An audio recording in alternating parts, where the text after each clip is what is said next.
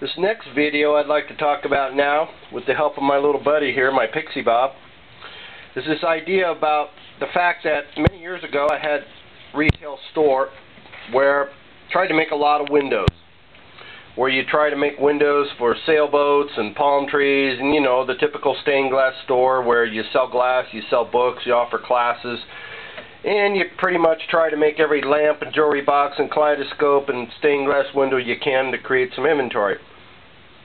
The purpose of seeing these boards, these work boards, is a pretty cool idea that I came up with. By the way, I've never had a lesson. I'm 87% colorblind, so if you've been watching my videos, you can see some of my work. You can go to MySpace and you can see some of my work. You can go to my website and see some of my work. Anyway, I developed this idea. Since I've never had any lessons, I created ideas, and these are called work boards. People asked me if I had standard size windows. I didn't, so I created them.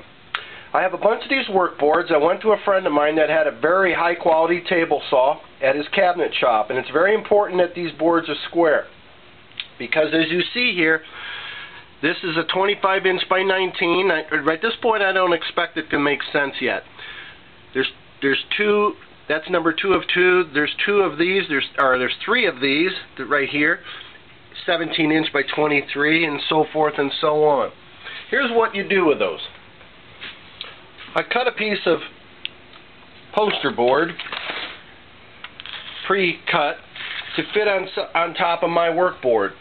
As you can see, this work board, you can kind of see some previous designs in it. It's taken a lot of solder. This board is probably, I'm sure this work board has probably seen at least 10, 12 windows, because 2 or 3 of them are the same design.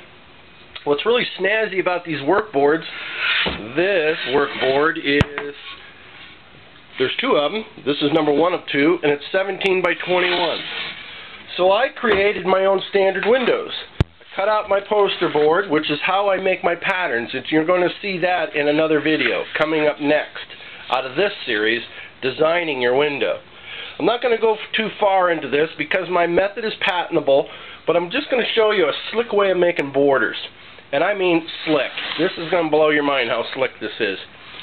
So what's nice about these work boards is that if you could create a shelf, like a pie shelf, where you slide these boards in, this is absolutely ideal for your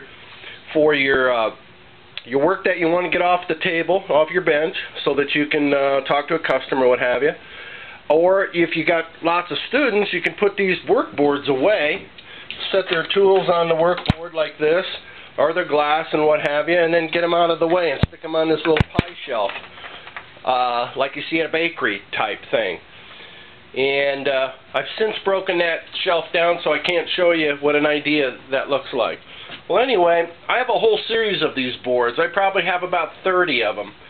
And I can be working on 2-3 windows at a time.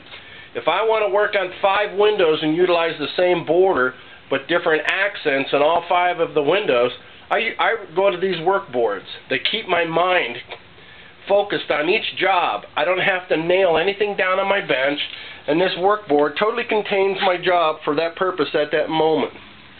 In the next video, you're going to see how to make a border in seconds that is so slick that it's going to blow your mind.